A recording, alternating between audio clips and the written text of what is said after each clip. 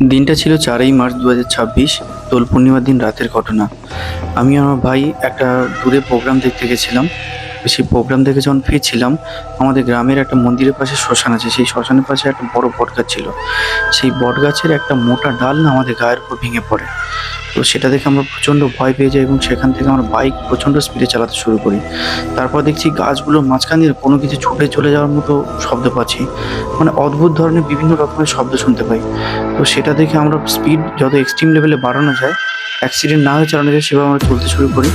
কিছুটা এগিয়ে যাওয়ার পরে দেখলাম রাস্তায় এক জায়গায় কোথাও মরা পুরো ছিল, সেই চিতা চলছে। সেটা দেখে তো আরও মারাত্মক ভয় পেয়ে যাই।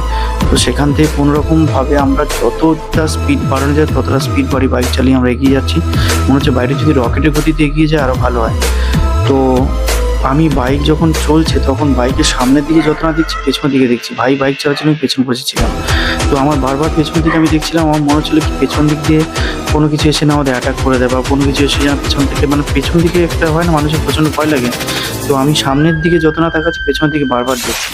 পুরো রাত্রিটা মানে ওই রাস্তাটা পুরো নির্ঘুম চুপচাপ, পুরো ঝিঝি পোকার ডাক আর অদ্ভুত ধরনের শব্দ।